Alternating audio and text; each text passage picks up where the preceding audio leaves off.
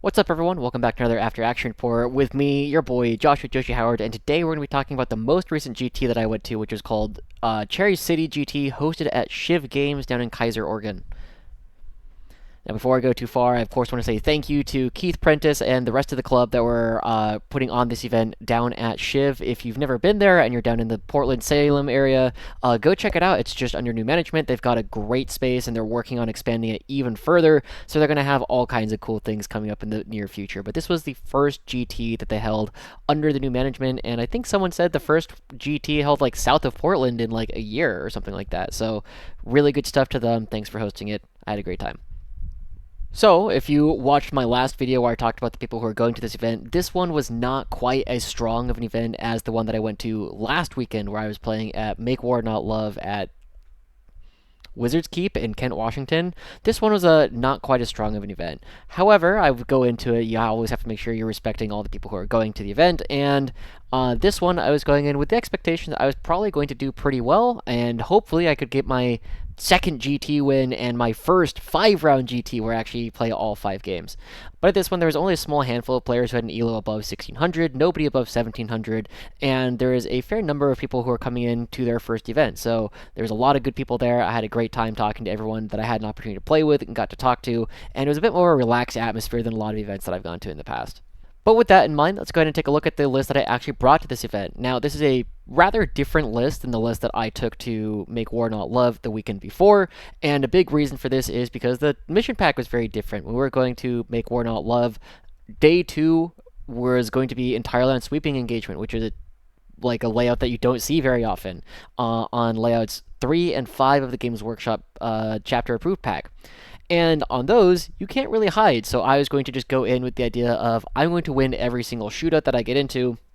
Whereas this one, there's a lot more places to hide on the different maps. So I brought a lot more things that I could actually safely put onto objectives. So as we go through it, I end up bringing 2 Cadian command squads that are both with Ogryn Bodyguards. I have 1 Rogal commander with the Grand Strategist enhancement, Ursula Creed, as the Warlord. And she was not given a command squad this time. She was just joined to Cadian Shock Troops. 1 unit of 20 Death Corps of Krieg. They still really make the cut in a lot of ways simply because they are really resilient. There's still not a lot of things that kill this unit effectively, and as long as you're just hanging out on your natural expansion, there's not a lot of things that are going to be able to take you off of that objective that don't just cost way more points than the Death Corps does. I brought 1 Chimera with Heavy Flamers, 1 Taurox, 1 unit of 5 Death Riders. I'm going to continue putting this in most of my lists as it's just a really nice utility piece to have in your army. You can screen with it, you can go kill chaff with it. If there's nothing else, then it's just a really good move block tool. So there's a lot of things that this unit does for only 60 points.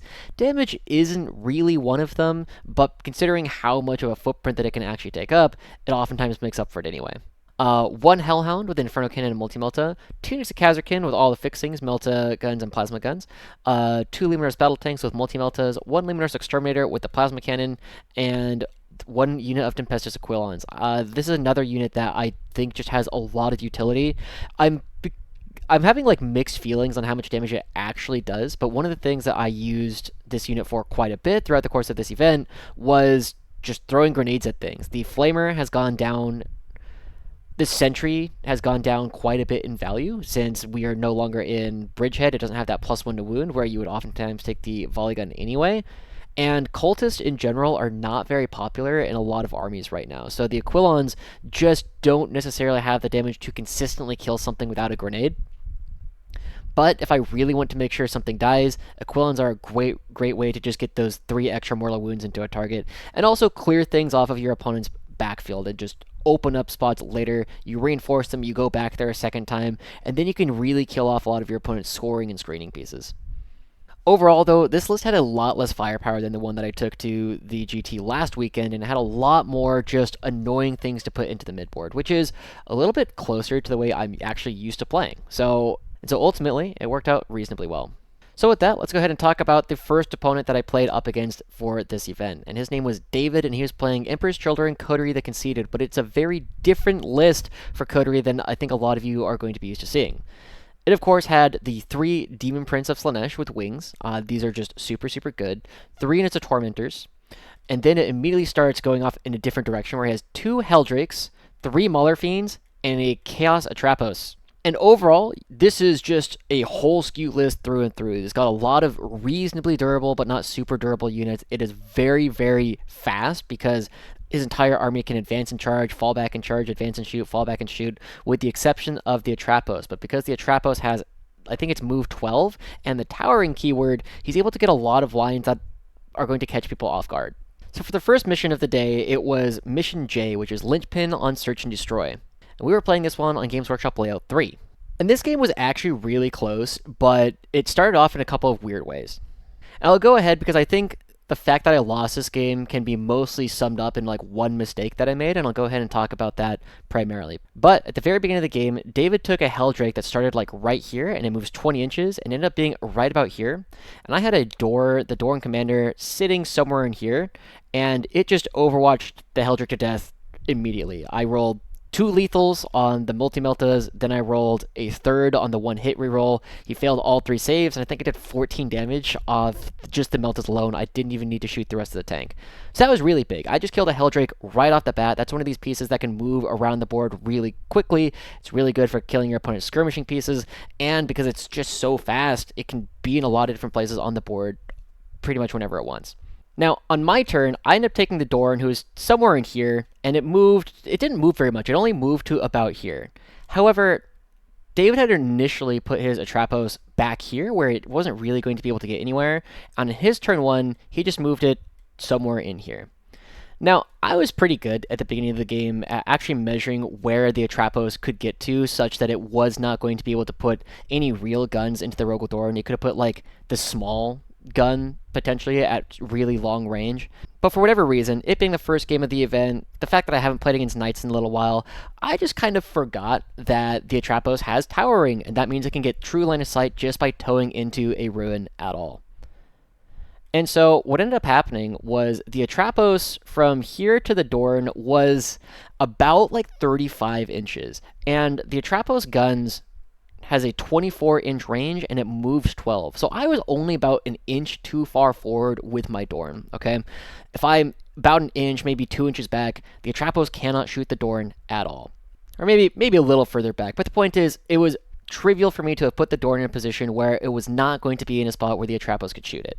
And to talk about that a little bit more, I'm going to go ahead and bring up Unit Crunch here because I think it's really important to kind of understand what else we're looking at. So the Atrapos has 2 guns. The first one is D6 attacks at 14-3-4, sustained 1.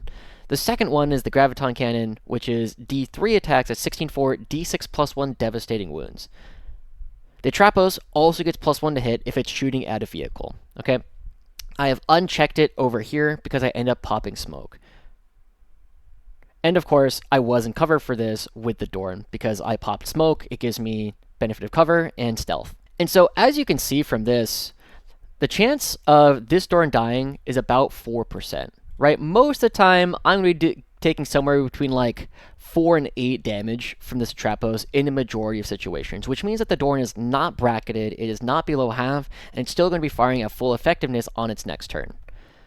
Unfortunately for me, though, David rolled really hot, and he hit that 4% to just one-tap the Dorn. And I spent a lot of time thinking about this over the course of lunch and over the next day or so, because I think a lot of people in this situation, and a very natural response for a lot of people, is they'll take a look at this situation and be like, oh my god, I got so unlucky. My opponent hit the 1 in 25 games where the Dorn just dies. And yes, that is true. I got unlucky here.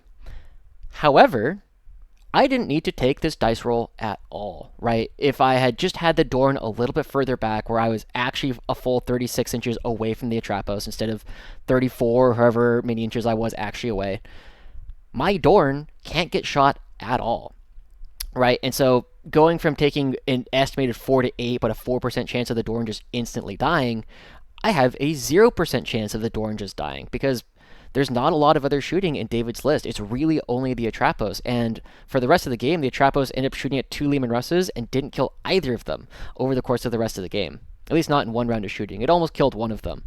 But I don't need to give David that opportunity at all. And that was one of the big things for me. And I don't really think a lot of the rest of this game was like super tactical decisions. I was very impressed at how quickly David was able to move around the board. But we did a lot of primary denial. I was able to take him off of his home at one point, and there were a couple other like small dice rolls here and there that changed the outcome of the game. But at the end of it, I ended up losing this game by only 3 points. I ended up losing this game 56 to 59.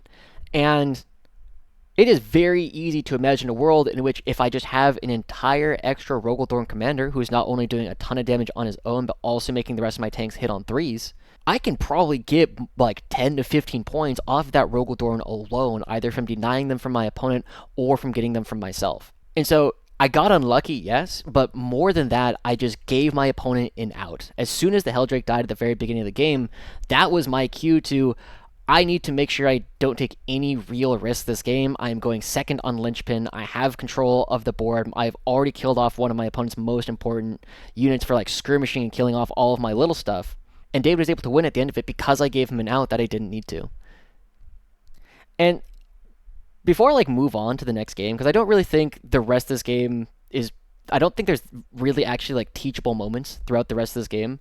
One of the things that I think has changed about the way that I think about these events now that I won the Make War Not Love GT is, one, I'm more confident, right? Like I feel like I don't care about the outcome of individual games nearly as much. I only care if I'm making good decisions. And this was one of those situations where I recognized very, very quickly, as soon as the Dorn started getting lit up, that I had made a bad decision. And should I have lost the game for it? Probably not. But I gave my opponent an opportunity to win the game off of my bad decision. And that's the thing that I care most about. Now I will remember I'm never going to make this mistake again. I'm never going to let a knight take a shot into my major pieces that I don't know it's going to be taking. And I think that's one of the big things to think about is understand, yes, I got diced, but more importantly, I didn't need to give my opponent the opportunity to roll those dice in the first place. David, though, was great. We ended up having a good rest of the game, and he ended up winning at the very end of it because I had a couple dice rolls go cold, he had a couple dice rolls go hot. I probably still could have won even without the Dorn, but I could have very comfortably won if I still had that Dorn. So, well done to David. He ended up going 4-1 at the rest of the event, and I'm sure had a lot of great games throughout the rest of it as well. For Game 2, I actually played up against David's brother Andrew, and Andrew is playing a bit of an off-the-wall Chaos Demons Demonic Incursion list. He was bringing Bellicor, Bloodthirster with whatever this enhancement does, that I don't know if it's the Bloodthirster or the enhancement that does the things. The 4 Feel No Pain, Great and Clean One, Scarbrand, 1 unit of 6 Nurglings, 1 unit of 10 Plague Bearers, 1 unit of Fleshhounds, 1 unit of 3 Screamers, and then this was probably the most unusual thing, it was 2 Soul Grinders of Slaanesh. And these are on like those giant pie plates now. So if you've ever played with an artillery team, the bases are like that big. Like they are legitimately about the size of my face. They are huge. And Andrew had absolutely gorgeous Soul Grinders. And we said at the end of the game that the reason why he lost was not because the Soul Grinders were on giant bases, which was true. But part of it is that he had 360 points that didn't really do anything throughout the course of the game. But anyway, let's go ahead and talk about this one. Now for this one, I was playing up against Andrew on Mission D, which was Scorched Earth on Tipping Point. And if you watched the video that I put out last week in terms of the Make War Not Love, this game ended up being pretty similar to the one that I ended up playing up against Nick and his Chaos Demons. I got the first turn, and so I ended up putting a Hellhound in the middle of the board, 20 Deathcore of Krieg over here, Kasrkin also here with like the Taurox hanging out somewhere over here, and then I had my Chimera with Kasrkin hanging out on this objective. So I was staking a claim to everything in the middle of the board. And then, as a lot of demon players tend to do, Andrew unfortunately gave me his army in pieces. On Andrew's turn 1, he had like Scarbrand and the Bloodthirster. They just came out. This one came out and I think killed the Taurox. And this one came out and killed the Hellhound. And I'm like, great. I would love to still have these pieces, but if I was going to trade 2 pieces for 2 greater demons, I would be hard pressed to ask for something better. And then of course, on my turn, I kill both of these back.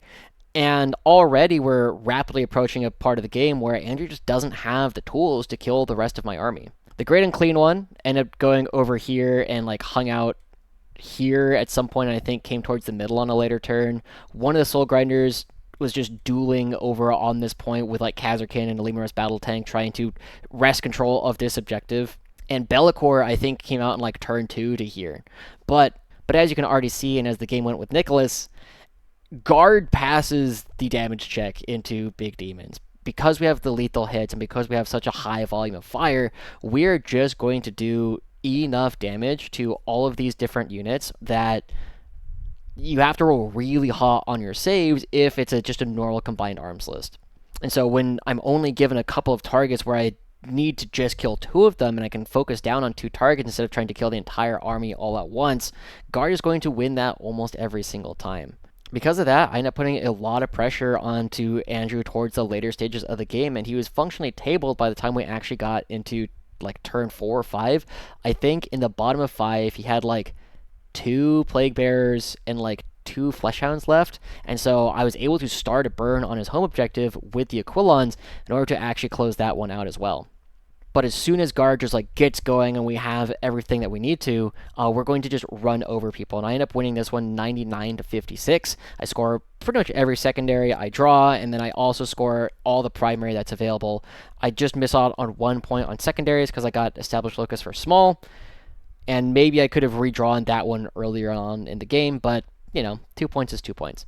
The biggest thing that I'll say here for people who are trying to play demons or other like big monsters is if you are going to play this, you need to have a go. You need to have an opportunity to just take your entire army and put it in your opponent's face all at the same time. It's not a trading army. You do not have the resources to go tit for tat and this is going to kill that piece and this will kill that piece, and so you'll trade back and forth.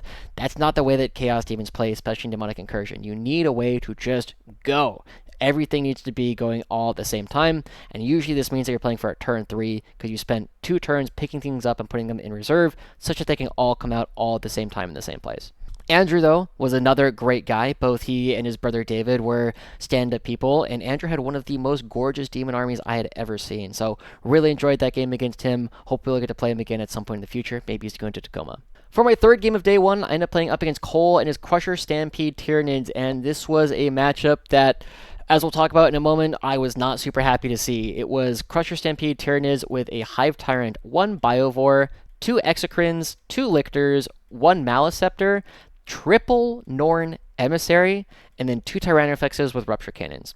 Now, if you take a look, the Tyrannofexes are just really, really hard to kill. They are basically the equivalent of like a Dorn, but it's got a 2-shot railgun, right? It can just kill tanks if it rolls even a little bit well, and because it's in Crusher Stampede, if it's below starting strength, it has +1 to hit. It also has heavy, so if it is able to remain stationary and is wounded, it's +2 to hit, so it's hitting on 2s. And if you shoot at something with an Exocrine first, it's hitting on 2s, re-rolling 1s, even through smoke. And then there's also a strat in Crusher Stampede, I think, that gives you ignore modifiers and ignores cover.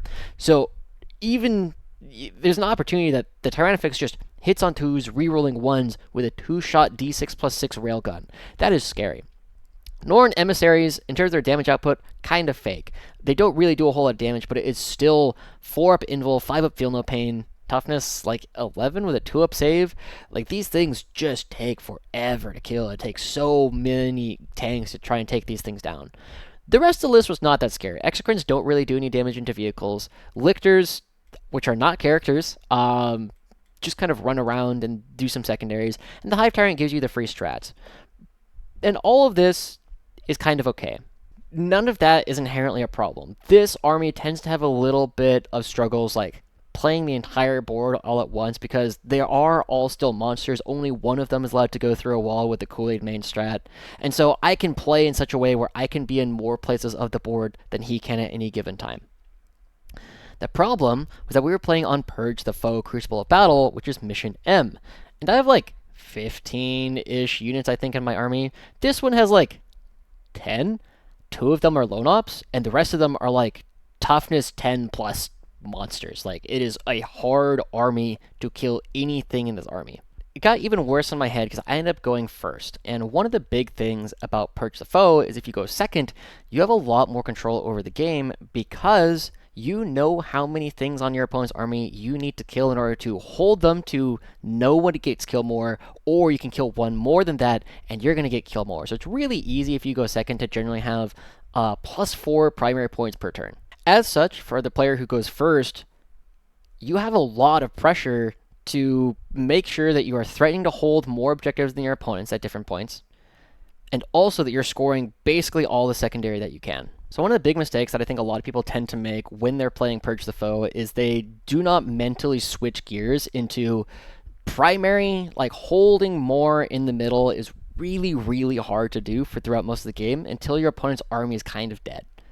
And especially with pieces like Lictors or Flayed Ones or any other kind of infiltratey like little scoring unit, it is more important that you hold on to that unit such that it can score you secondaries than that to stand on an objective and force your opponent to come out and play.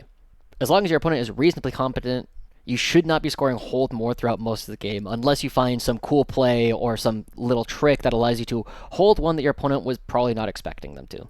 As such, when Cole had one of his lictors right here, and I went first, and I took my Taurox, and it scouted and ran its way over to here, dumping Kasrkin out right over here, I made sure I committed the CP to chuck a grenade to make sure that this lictor died. I needed to get my kill 1 on the board because as I'm going first, and especially since I drew engage on all fronts, I'm going to have to try and make sure I'm scoring every single point that I can.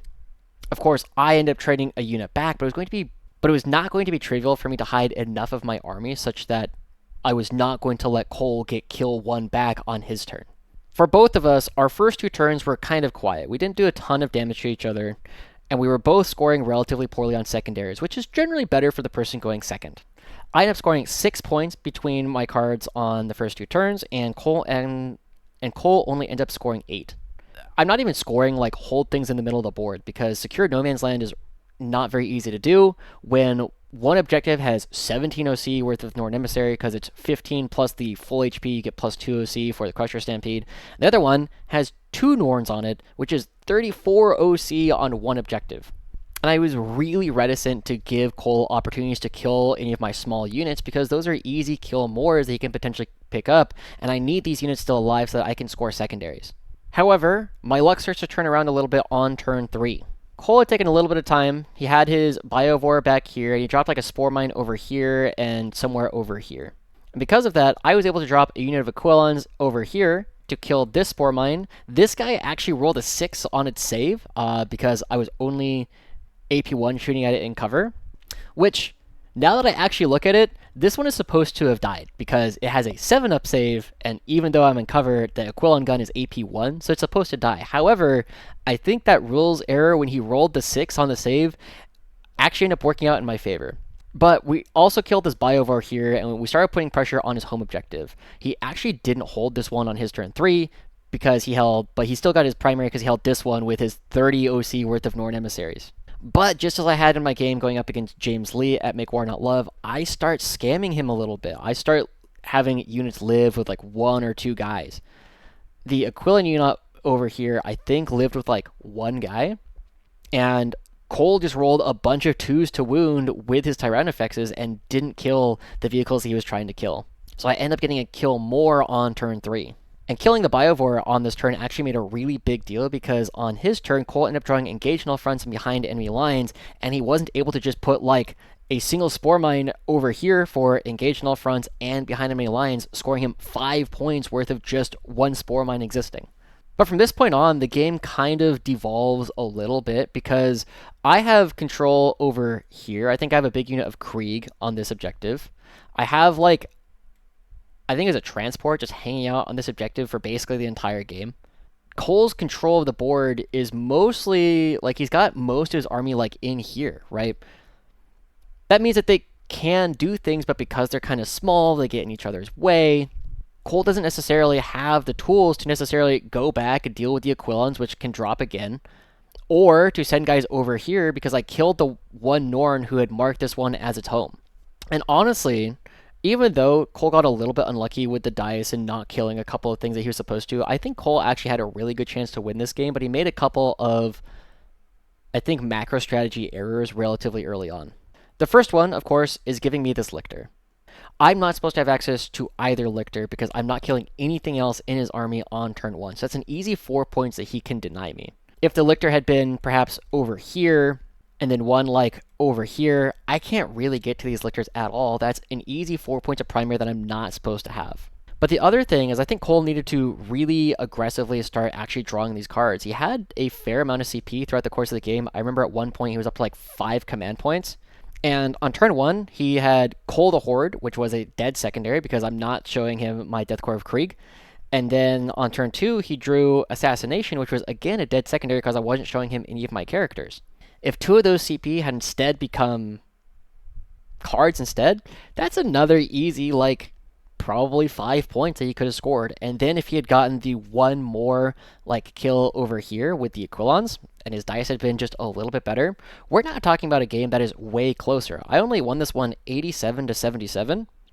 So if he gets basically +4, I think it's actually -4 for me, but he gets a +4 delta, and then he also gets like +5 on the cards, we're now looking at a 1-point game. And so more aggressively trying to keep the Lictors alive and making sure that they can score cards for him, that he's actively drawing towards cards that he can score, I think would have been way more helpful for Cole overall throughout the course of this game. As it was, even at the end of the game, he was a little bit tilted. I could tell that he was panicking a little bit in terms of the way that he was playing, because at the end of the game, he had like an Exterminator that was tacked onto this. I dropped Aquilons over here the second time in order to try and go for a 9-inch charge, which I did, which meant that I had like, I think it was like 16 OC worth of guys on this objective at the end. And he had Defend Stronghold at the end of the game, and he didn't even try and redraw it. He couldn't use the Execrator to shoot at the guys in order to shoot me off because I was tagged in combat and it's a blast weapon. Like, there are ways he maybe could have tried to score it, but he neither tried to redraw it nor did he attempt to score it. And so between all these little things, I think there are ways that Cole definitely could have won this game, especially with the matchup that he had going into this mission. But that's another sign of you have to be more aggressively drawing your cards. Purge of Foe is one where you need to build a lead on secondary, and because I was able to score my secondaries better than Cole, ended up being a big part of the difference in this game.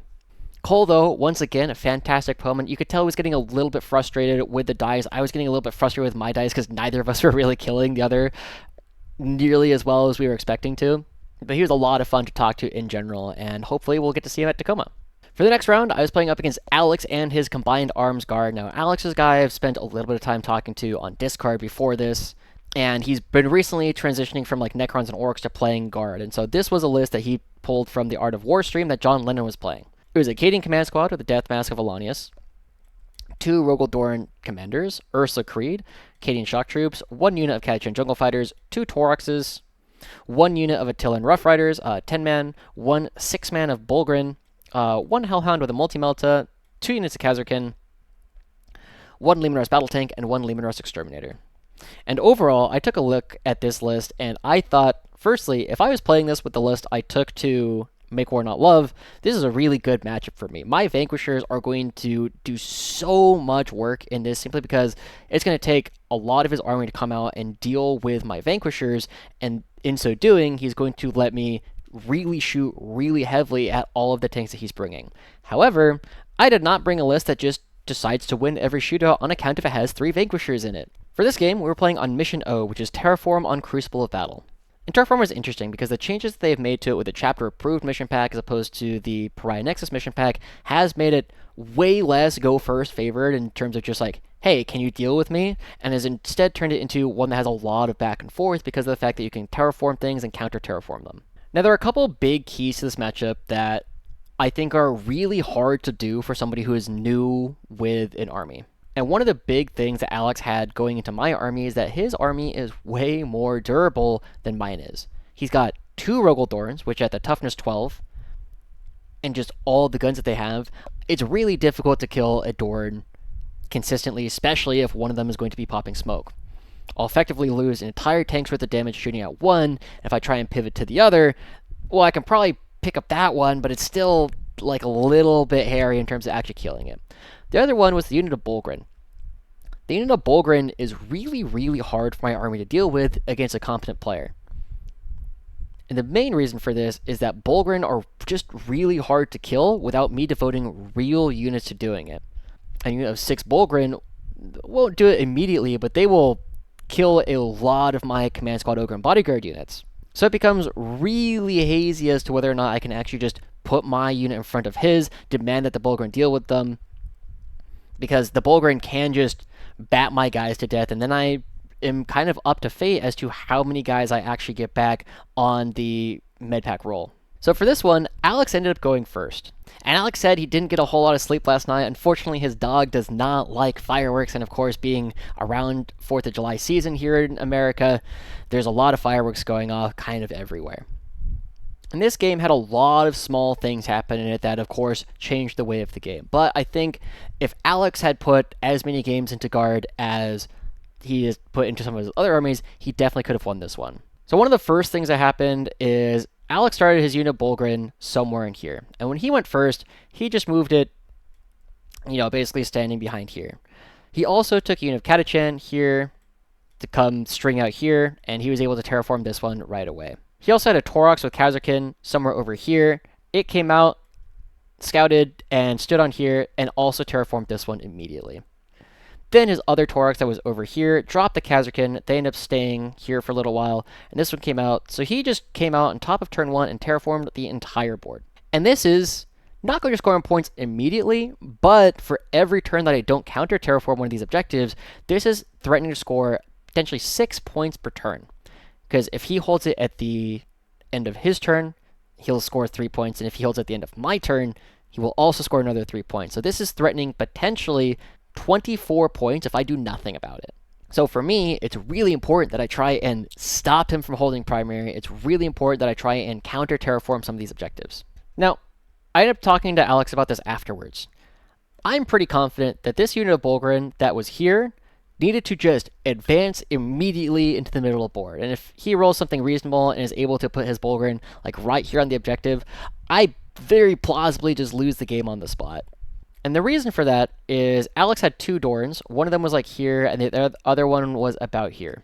And if I poke anything out to be able to shoot these Bullgren, especially if he like puts them in places that are smart, where he doesn't just let me pull angles on them that the Dorns can't get to. Like if I poke a tank out here and a tank here, and like tank goes out this way to shoot at the Bullgren, this means that my army is now dealing with 200 points of durable idiots, and he gets the first swing with an army that already outshoots mine. I cannot let that happen. So when Alex took the Bullgren and just kind of left them staged up, like not even really staged up for a turn, I think that probably ends up costing him the game. Because for me, this game became a game of being a complete rat. I was able to put a Chimera over here with Duty and Honor to counter terraform this objective. I put a Hellhound out here to clear most of the Cadian that were over here. And I took my Taurox with Kasrkin, and it came out over here. Put enough OC where if I was able to kill the Kasrkin, that I was going to tie the Taurox on the objective, even if he used Duty and Honor, so that I was still going to deny him the primary. And then Alex shoves on me. I actually sent a message at this point to David Purcell, Wesley St. Hines, and Paul Clifton, who you've all seen in my videos before, and said, my opponent just shoved on me. We'll see if I can kill him. And when I say shove, what I mean is David took his entire army and put it in my face. The unit of Bullgren that was here advanced and it was now in the middle objective. First Dorn, that was like here, came out to about here. His second Dorn was hanging out right behind it. The Leman Russ Exterminator that was hanging out back here previously was now on this objective. He put a Hellhound on this objective and a Leman Russ tank over here. His entire army was now coming out. And this was scary, because he killed a little bit more than I think he was probably supposed to, just based on how the math works out. He rolled reasonably hot on his attacks. I rolled pretty poorly on my saves. But I lost Kasrkin, I lost a Chimera, I lost the Hellhound, I lost my Taurox, and I didn't really have a lot of my army in position where it was going to be ready to fire back. So what I decided to do from here is play a game of like a rat. I had a Leman Russ battle tank that was like over here. It came out. It was going to shoot here. I had my Leman Russ Exterminator and my Dorn, and what I was trying to do here is try to make sure that I was going to cut this angle such that this Dorn would have to like move, and just come straight at me if it wanted to be able to shoot anything at all. And I don't remember if it was possible. I tried to make it so it was very difficult to do at the very least. The Exterminator and the Dorn were going to shoot down this way, and I was going to try and kill this Hellhound and this battle tank over here. My other battle tank was able to, it took like it spawns in like this, and then the rest of the tank, you know, something like that, such that these Dorns were not going to be able to shoot it either. There was not an angle here for them to shoot, and this Leman Russ was going to try and kill the Leman Russ Exterminator that was over on this side of the board. My dice collapsed on this turn, and I thought it basically just lost me the game on the spot. I did kill this one. I did a little bit of damage to this one, and I did some damage to this one. My plan was I was going to kill this and this. I was going to drop Aquilons over here to kill most of the Kasrkin and the remaining Cadian that were over here. This lived, this lived, this lived, and this lived. If I had been able to kill the Hellhound and the Leman Russ, and even just like neutralize this unit of Kasrkin, I think I only ended up killing like 3 or 4 models out of this unit. I effectively secure this objective for me for the rest of the game. The Creed can just hide on this objective for forever, and I can then start playing the other side of the board. I can then find a turn where I can use all of my tanks to try and kill his Dorns. But over the course of this turn, I rolled 3 1s and a 4 for shot count with all of my battle tanks and the Rogal Dorn. It was horrendous. But I was keeping the game fairly close. Alex continued pushing up his Dorns, so there was like one here and another one like here. They were both touching this, and the unit of Ogryn at this point was also still like strung out somewhere on this objective. But my one saving grace is because of the way I had moved my tanks, neither of the Dorns got to shoot at any of my tanks. An Exterminator is not very likely to kill a battle tank on its own, especially if it's not within 9 inches for the Melta 2. And on turn 3, the game really started to turn around. So on turn 3, I draw Marked for Death. And Alex marked this, and I don't remember what the third thing was. But most importantly, I was able to turn this game around in a couple of massive ways. The first one was the unit of Aquilons that was over here. It had died, and I had got it back, and this time was able to kill the Kasrkin and the Cadian. The tank that I had over here came out. My Rogal Dorn that was somewhere in here came out to this objective, and this Exterminator also poked its head out here. And this battle tank, and the battle tank that was down here, came out, I want to say it was like here-ish, but I layered everything to trying to kill the Dorn here, and of course, he smoked it. And it exactly died. The last thing that actually did it in was the plasma gun off of the Aquilons.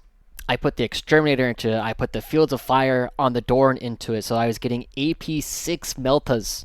He burned CP reroll, he burned the smoke, he was out of CP, and that set up one other big play. Because the Ogryn here on this objective were definitely going to be in a heroic range, I also took an Ogryn Bodyguard unit that was hanging out over here. It moved up, and as soon as he ran out of CP, I was able to go for this charge. And I also took this Dorn and made this charge. So suddenly I have 10 OC on this point, which is more than he had. I think he had like 4 Ogryn on the point, because it was 5 plus 4 OC, which was 9, and he could not get it to more than 10 in order to actually make sure he held this objective. And just as importantly, with my Rogal Dorn here, his Rogal Dorn was now not able to shoot its blast weapons into my Rogal Dorn, which is where a lot of the danger comes from. So not only did I kill a Dorn, I killed the other Leman Russ somehow, the one that was over here. I turned off his other Rogal Dorn because it was now not really going to be able to shoot at the things that it wanted to. And I now had an overwhelming firepower advantage on the rest of the board.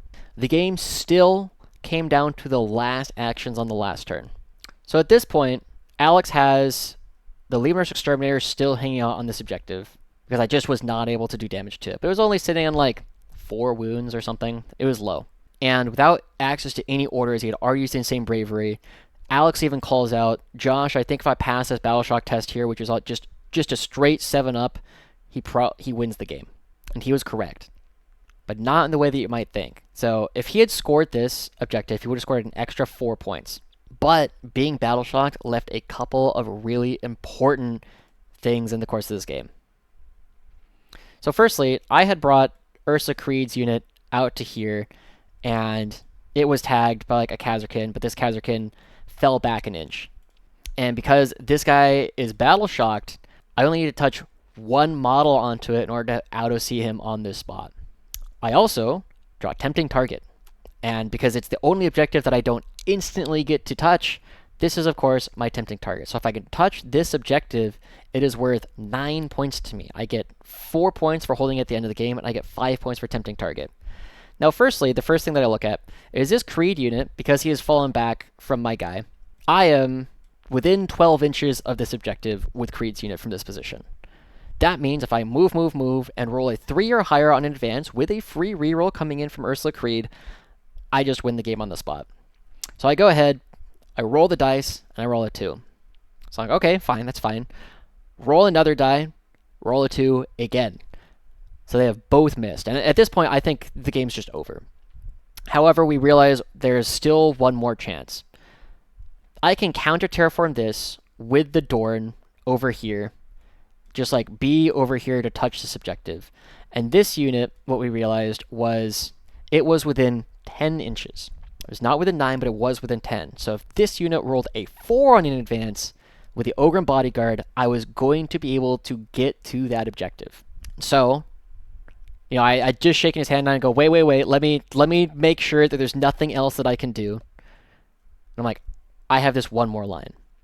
I go ahead and roll that one, and I roll a 5. And so what I'm able to do is I'm able to hold this, I battle shock on here. No, I might have held it anyway because sticky. But regardless, we didn't think about it at the time. But I was able to hold those 3 objectives in no man's land, get all my primary, counter terraform here, and get my Tempting Target. And also do the Aquilons over here are able to do whatever the challenger card is. And I win this game 94-92. And gamers, this game was a ton of fun. I was legitimately for the first 2 turns, I was getting a little bit demoralized because of how badly I was rolling and how lucky some of Alex's rolls were. I remember at one point, he has like the battle tank that was here and charged the Kasrkin, and then I only had the one Kasrkin left. I shot at this Leman's battle tank, and my Kasrkin dies to an explosion. And so suddenly I have to put another thing on this objective in order to make sure that I still hold it for secure no man's land. I wasn't rolling any good number of shots for any of my tanks for 2 turns, and then they finally turned around on turn 3. But I was so frustrated, I was so demoralized a little bit early on, but ultimately, I was sitting there, it's like, this game is hard, but I don't think I'm out of it just quite yet. So I just continued trying to make the best decisions that I could, and it was barely enough. I don't think this changes my opinion on challenger cards. I don't think I'm supposed to be allowed to win this game. I think Alex played it well enough and had a couple of dice rolls go his way that I think probably should have been enough to actually win the game. But the challenger card ended up meaning that instead of losing by 1 point, I ended up winning by 2. So Alex was great. We ended up getting food a couple of times. I think both lunches and dinner on the first day we ended up getting together. So that was a ton of fun. And then the other thing is I am now 17-1 in the Guard Mirror in 10th edition. So that was also a lot of fun. But with that, let's go ahead and talk about our last game of the event where I played up against AJ and his Star Shatter Arsenal Necrons. This is a lot of things you're probably used to seeing. He's got the Catacomb Command Barge with the reroll 1s to hit and wound aura. The Hexmark Destroyer with the -1 damage enhancement. Technomancer for the Feel No Pain on Wraiths. A Silent King. Canoptic Reanimator, big unit of Canoptic Wraiths with Crypto Thralls. 2 Doomsday Arcs, 1 Flayed Ones. 1 Locust Destroyer, 1 unit of 2 Heavy Destroyers. 2 units of 1 Heavy Destroyers. There's some mix of anti-tank and anti-infantry shooting. Fitting Destroyers with the up-down, and the Scorpion Destroyers for just like the reasonable anti-marine melee. We ended up playing this one on Mission E, which is Take and Hold Hammer and Anvil, which I think is a bit of a silly mission overall. As I talked about in the Make War Not Love, this is by far the most important shooting lane in the entire board. Because if you're controlling this shooting lane, you can shoot from one objective to basically everything in the middle, and almost everything on this one as well. If you control that, you're in a fantastic position for the game. Now, also looking at AJ's list, he's got a couple of like 1-attack weapons with his Heavy Destroyers. There's a couple of like las cannon-y things on the Silent King. But his only reasonably consistent way to kill my tanks are his 2 Doomsday Arcs. So my number one goal in this game was to just kill the Doomsdayer, because if I could make sure that they were dead, if I could shut down his ability to play on one side of the board, I knew I was going to be in a much better position. So my expectation of this game was that it was going to go kind of back and forth. We were going to go 5-5, 5-5, 5-5 on primary until the end of the game, where I was going to score a 10 or a 15. Oh, at least that was my expectation as soon as I knew that I was going second. And that's how the game started off. We did a little bit of shooting back and forth, but one of his Doomsdayer was over here, and one of his Doomsdayer was over here. And as what happens a lot of the time, AJ underestimated how easy it is to fit 10 Aquilons if they only just deep strike 6 inches away from things. And so on one turn, I drop Aquilons over here, take like one Leman Russ or whatever, and I shoot, and then I chuck a grenade, and I'm able to kill this Doomsdayer after he commits like, I think it's 2 CP for like the -1 damage, and 1 CP on a reroll, so he commits like 3 CP to keep this thing alive. I end up killing it anyway. And then on the next turn, I do a similar thing. The Aquilons over here all die, so I drop them back over here the next time, and I take the Rogal Dorn, which is kind of just like hanging out back here for a little while. It comes out here, and I shoot this to death and chuck a grenade, and we kill the other DDA. And at this point, I'm feeling pretty comfortable about how the game is shaping up overall. One of the other major things that happens in this game is AJ draws a tempting target on turn 3. And I thought it was really smart because I said I wanted this to be his tempting target. At this point, I'm threatening because I had already killed the DDA over here. This Rogal Dorn is able to see this entire objective. So if something tries to move onto that objective, I can just overwatch it, and now he's going to have to put out a second unit. I could have declared this one as a tempting target because I had 12 OC worth of Deathcore of Krieg just hanging out on this side of the wall. And what AJ decides to do is his Wraithbreak, which is kind of strung out something like this with like his Reanimator and the reroll ones guy, like whatever, they're back over here, is this Wraith unit comes out and just touches this objective. And of course, I'm not going to overwatch that. Not only can he end of fight phase like res models for like a strat or something, I don't know exactly how it works. So even if I overwatch and kill like 2 Wraiths and get extraordinarily lucky, he's still going to end up holding it at the end of his turn anyway. And what this ends up doing is he allows me to hold this objective and this objective because I've killed enough of his stuff over on that side of the board in order to make sure that I'm going to hold a 15 on turn 3. So from this position, I'm feeling pretty confident about the game. I've killed both the Doomsday Arcs. I've gotten a 15 on primary earlier in the game that I'm supposed to. I've held a lot of his resources back into his side of the board because they have to keep on dealing with Aquilons. And then disaster strikes. So when my Dorn comes out here on like turn 3 or whatever in order to kill the Doomsday Arc that's over here and shoot like this, once I've killed the Doomsday Arc, I'm feeling pretty good. I have killed both of the major ways he can kill my tanks. And then AJ rolls like a god. He has his Silent King that's like over here. Come out, and it shoots here. He's got 2 of his like anti-tank heavy destroyers like come out, I think like this, and they also shoot here.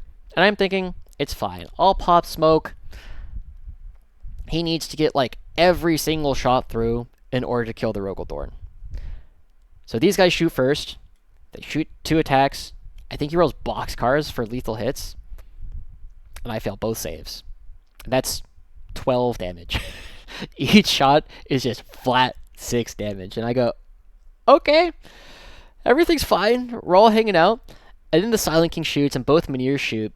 And each Menhir has 1 attack, right? It's 1 attack, hitting on 2s, rerolling 1s to hit and wound, strength 14, AP 4, flat 6.